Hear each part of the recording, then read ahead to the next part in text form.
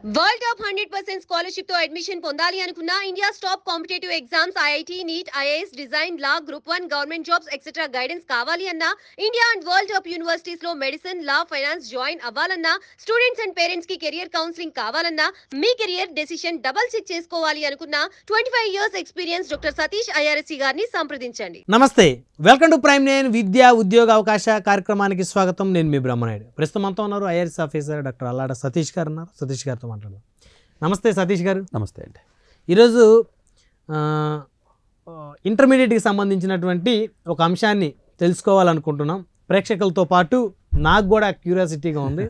ఎందుకంటే విద్యా ఉద్యోగ అవకాశాలకు సంబంధించి మీ దగ్గర సమాధానం దొరకనటువంటి ప్రశ్నే ఉండదు కాబట్టి. అంటే ఇంటర్మీడియట్ ఫస్ట్ ఇయర్కి బెటర్మెంట్ అనేటువంటి ఒక ఆప్షన్ ఉంది కదా సార్. సో ఆ బెటర్మెంట్ అనేది ఏంటి? ఏవైనా ఒక సబ్జెక్ట్ రాసుకోవచ్చు, 2 సబ్జెక్టులు రాసుకోవచ్చు ఫస్ట్ ఇయర్. సో ఇప్పుడు సెకండ్ ఇయర్ కూడా బెటర్మెంట్ ఆప్షన్ ఉందంట కదా సార్. ఏంటి వాటి యొక్క ఫీచర్స్ ఏంటి? అంటే ఒక్క సబ్జెక్ట్ రాసుకోవచ్చా లేకపోతే అన్నీ రాయాలా ఏంటి? అదేండి, చాలామంది విద్యార్థులు ఏమనుకుంటారంటే ఫస్ట్ ఇయర్కి బెటర్మెంట్ ఉంటుంది.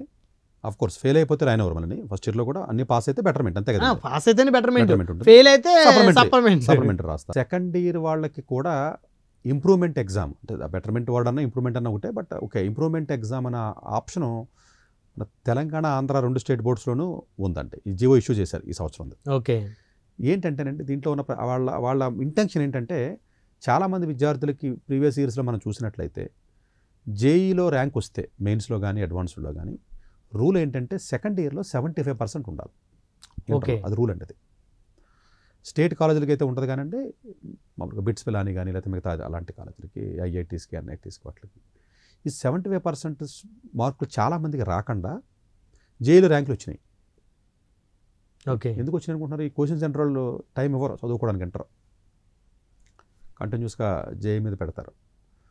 అలాంటి విద్యార్థులకు సీట్లు పోతాయి, ఏం చేయాలో తెలియదు పరిస్థితుల్లో లాస్ట్ ఇయర్ కూడా చాలామందిని మేము చూసాం. వాళ్ళకి అవగాహన లేక మార్కులు తక్కువ వచ్చినాయి కదా, నా జీవితం పోయిందని చెప్పేసి లాస్ట్ ఇయర్ అయితే 1-2 సూసైడ్లు కూడా జరిగినాయి. అయ్యో ఏంటి, జేఈ రిజల్ట్ వచ్చేసింది, జేఈ రిజల్ట్ వచ్చింది, సీట్ వస్తుంది. ఇంటర్ రిజల్ట్ వచ్చింది, 75 లేదు. అవును, మీరు చెప్పండి పరిస్థితి ఏంటి? సో వాళ్ళకి ఇబ్బంది లేకుండా ఉండాలని ఇంప్రూవ్మెంట్ ఎగ్జామ్ అనే కాన్సెప్ట్, అంటే ఇది one of the main reason అండి. ఇది ఒకటేనే కాదు. కొంతమంది విద్యార్థులకి సెకండ్ ఇయర్ మార్కులు 75 దాటినా లేదా లోపు ఉన్నా సరే, వాట్ ఎవర్ ద రీజన్స్, ఇంకా పెంచుకోవాలి కాన్ఫిడెంట్గా ఉంది అనుకున్నటువంటి విద్యార్థులు కొంతమంది ఉంటారండి. రీవెరిఫికేషన్ వేరు, రీకౌంటింగ్ వేరు, రీకరెక్షన్ వేరు. మూడు పదాలండి. ఇప్పుడు పడినటువంటిది మనం వేరే వీడియో నేను చేశాను. ఆ వేరే వీడియోలో ఏంటంటేనండి, రీవెరిఫికేషన్, రీకౌంటింగ్. రీఇవాల్యుయేషన్ ఉండదు. అలా అన్నా అలా పెరగవండి, ఎక్కువ పెరగట్లా. మనం హానెస్ట్గా చెప్పాలంటే రేర్ కేసెస్లో పెరుగుతాయి. ఎలా పెరుగుతాయంటే, మీరు సెకండ్ ఇయర్లో కూడా పెట్టుకోవచ్చండి ఆప్షను. ఎలా పెరుగుతాయంటే, ఏదన్నా ఒక క్వశ్చన్కి ఆన్సర్ ఆడు టిక్ కొట్టడం మానేసాడు అనుకోండి, అంటే ఇప్పుడు పేజీలు ఉంటాయి కదండి, ఓ పేజీ మానేసాడు అనుకోండి, అలాంటిది మాత్రం పెరుగుతాయి.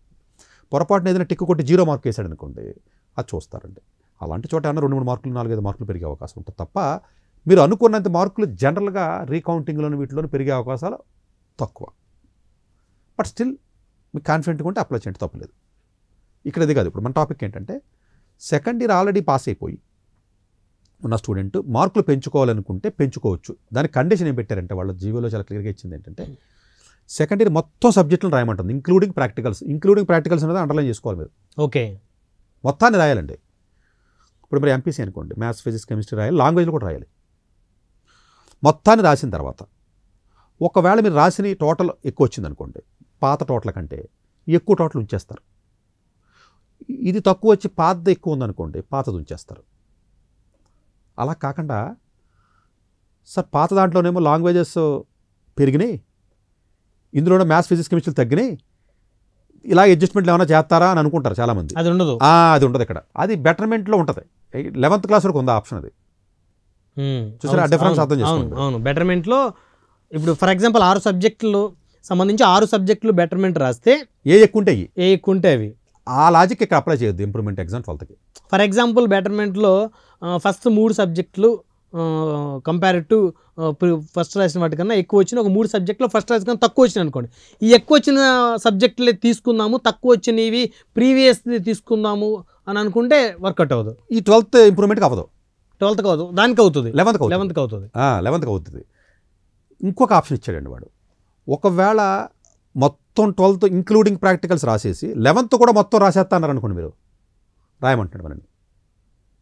చూడండి, 11th మొత్తం రాయొచ్చు ఇంక్లూడింగ్ ప్రాక్టికల్స్, 12th మొత్తం రాసేయచ్చు ఇంక్లూడింగ్ ప్రాక్టికల్స్, మొత్తం కలిపేస్తారు. అర్థం చేసుకోండి, మొత్తం కలిపేస్తారు. ఏది ఎక్కువ వస్తే అది ఉంచుకోవచ్చు.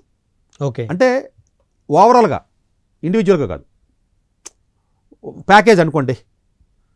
మీరు ఓవరాల్గా ఏది ఎక్కువ వస్తే అది ఉంచుకోవచ్చు. మీరు ముక్కలు ఉంచుకోవడం కుదరదు. 11th మీరు రాసేసారండి, 12th రాసేసారు, ఓకేనా? అవును.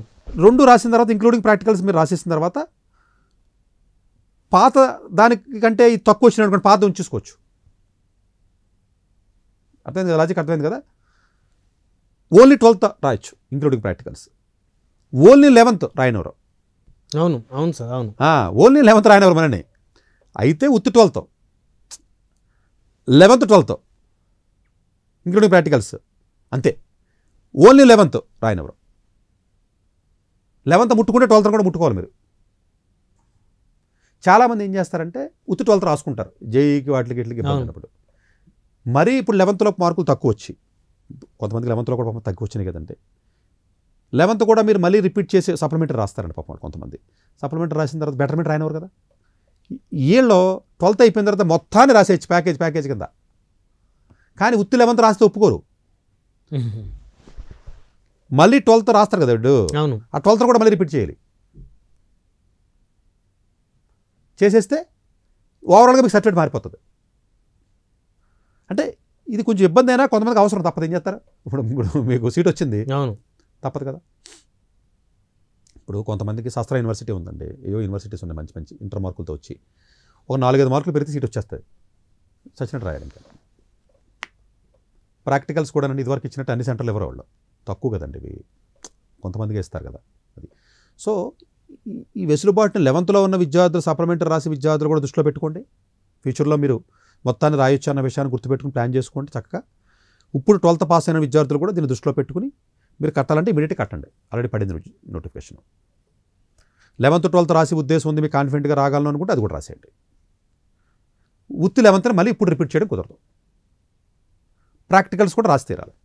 ఓకే, ప్రాక్టికల్స్ కూడా. వితౌట్ ప్రాక్టికల్స్ అసలు ఈ మెకానిజమే లేదు అసలు. మళ్ళీ ప్రాక్టికల్స్ అంటే కష్టం కదా సార్. మరి అడిగి మరి అవసరం వాడి చేత మరి ఏం చేస్తాడు, ఇష్టం ఉంటే రాయాలి, లేకపోతే కాకపోతే ఒక వెసులుబాటు ఇచ్చాడండి. పొరపాటు మీరు రాసేసిన పొరపాటు తక్కువ వచ్చిన పాత మొత్తం ప్యాకేజ్ ఉంచేస్తున్నాడు కదా. అవును. ఇప్పుడు మీకు సెకండ్ ఇయర్లో 530 ఉన్నాయండి ఎంపీసీ ఉదాహరణకి, 530కి 350 వచ్చినాయి. ఇప్పుడు రాస్తే 325 వచ్చినాయి, 350 అయితే ఉంచుతాడు కదా. ఫెయిల్ అయినా కూడా పెద్ద నష్టం ఏం లేదు. అది సార్ ఫర్ ఎగ్జాంపుల్ బెటర్మెంట్ రాసినప్పుడు ఫెయిల్ అయితే, సో బెటర్మెంట్ రాస్తే ఏ మార్క్స్ అయితే వస్తాయో అవే మార్క్స్ ఫైనల్, ఫెయిల్ అయినా కూడా ఫెయిల్ అయినట్లే అనేటువంటి ఏదన్నా జీవో జారీ చేస్తే అప్పుడు ఎడ్యుకేషన్ సంబంధించి అలా మొన్న ఇదివరకు కోవిడ్లో ఉన్నప్పుడు ఇచ్చారు అలా కొంతమందికి. నువ్వు రెండోసారి రాస్తే సిబిఎస్ఈ కూడా ఇచ్చారు కదా అప్పుడు కోవిడ్ టైంలో, ఏ మార్క్స్ వస్తే అవి కంటిన్యూ చేశారు. ఫెయిల్ అయితే ఫెయిల్ అయినట్టే. సో చాలా గట్స్ ఉండాలి స్టూడెంట్, అది చాలా కాన్ఫిడెన్స్ ఉండాలి మీకు, లేకపోతే ఇంకో రిస్క్ కదా అది. సో ఇప్పుడు లేదులేండి, మొత్తం ఓవరాల్గా మీకు 530కి ఎంపీసీ స్టూడెంట్ ఉదాహరణకు నేను చెప్పుకున్నట్లయితే మీరు పాతది ఉంచేస్తారు. ఓకే, 11th 12th రేర్గా రాస్తారండి. అంటే మరీ మీకు కాన్ఫిడెంట్గా ఉండాలి మీకు. అంటే మరి మొత్తం 11th మొత్తం చదవాలి కదా. అవును, మరి అది టైం చూసుకుని చదవగలను అని అనుకుంటే మీరు అప్పుడు ఏం చేయాలి తెలుసండి, 11th తగ్గిపోయి ఉంటారు కదా మార్కులు, ఈ 12th అంతా కూడా 12th పాటు 11th కూడా చదువుతూ ఉండాలి. సప్లిమెంటరీ పాస్ అయిపోయి 11th కూడా చదువుతున్నాడు అనుకోండి, 2 కలిపి రాసేస్తాడు ఇంకా.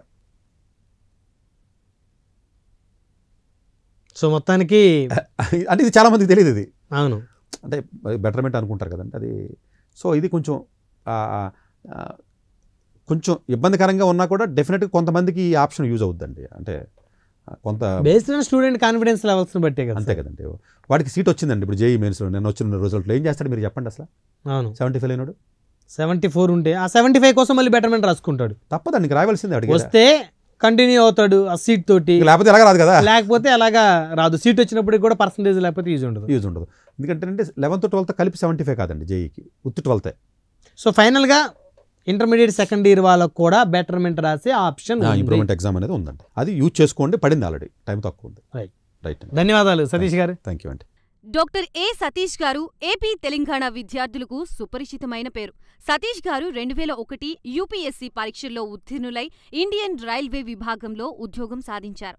సతీష్ గారు చదివిన చదువులు engineering, MTech, MBA, executive MBA, MSc, MBA HR, MA psychology లాంటి పోస్ట్ గ్రాడ్యుయేషన్ డిగ్రీలతో పాటు డాక్టరేట్ కూడా చదవడం జరిగింది.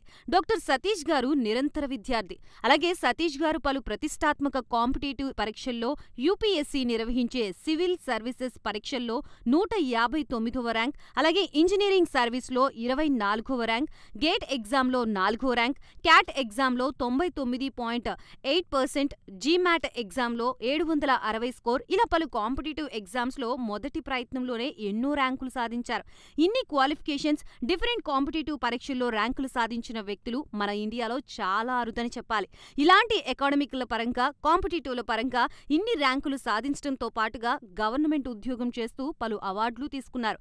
సతీష్ గారికి జనరల్ మేనేజర్ అవార్డు జోనల్ లెవెల్లో, ఆల్ ఇండియా లెవెల్లో నేషనల్ లైఫ్ టైమ్ అచీవ్మెంట్ గుర్తింపులు దక్కాయి. అప్రిసియేషన్ ఆఫ్ ప్రెసిడెంట్ ఇండియా నుంచి గానీ lifetime Sevashri award from Andhra Pradesh మంత్రుల నుంచి అందుకున్నారు. వీటితో పాటు పలు రకాల అవార్డులు అందుకున్నారు. ఎన్నో ప్రతిష్టాత్మక ఆర్గనైజర్స్ సంస్థలో పర్మనెంట్ మెంబర్గా ఉన్నారు. కష్టపడి పైకి వచ్చిన వ్యక్తి కావడం వల్ల గత 20 సంవత్సరాల నుంచి ఎంతో మంది చిన్నపిల్లల దగ్గర నుండి 5, 6 తరగతి విద్యార్థుల నుంచి పెద్ద పెద్ద పీజీ, పీహెచ్డీ కాలేజీలకు వెళుతూ విద్యార్థులకి అవగాహన కల్పిస్తూ ఉంటారు. ప్రతి విషయంపైన డాక్టర్ సతీష్ గారు స్పష్టమైన అవగాహన కలిగి ఉన్నారు. డాక్టర్ సతీష్ బలంగా నమ్మే సూత్రం ఏంటంటే అవేర్నెస్ ఈజ్ ఎవ్రీథింగ్. మనిషికి అవేర్నెస్ ఉంటే ఏదైనా సాధించగలరు. ఒక్క మోటివేషన్తోనే కాదు, ఏది చెయ్యాలి, ఏది చేయకూడదు, ఎలాంటి డెసిషన్ తీసుకోవాలనే విషయాలపై, ముఖ్యమైన విషయాలపై అవగాహన కల్పిస్తూ ఉంటారు. అలాగే గవర్నమెంట్, ప్రైవేట్ జాబ్లే కాకుండా ప్రపంచ దేశాల్లోని జాబ్స్పై కూడా అవగాహన కల్పిస్తూ ఉంటారు. ఉద్యోగాలతో పాటు పెద్ద చదువులైన ఐఐటి వంటి వాటిపై సెషన్స్ నిర్వహిస్తూ ఉంటారు. ఇప్పటి వరకు 3 లక్షల సెమినార్లు ₹1 తీసుకోకుండా ఉచితంగా నిర్వహించారు. ఇందులో భాగంగా మన ప్రైమ్ 9 ద్వారా విద్యార్థులకి మోటివేషన్ ఇవ్వడానికి మీ ముందుకొస్తున్నారు డాక్టర్ సతీష్ గారు.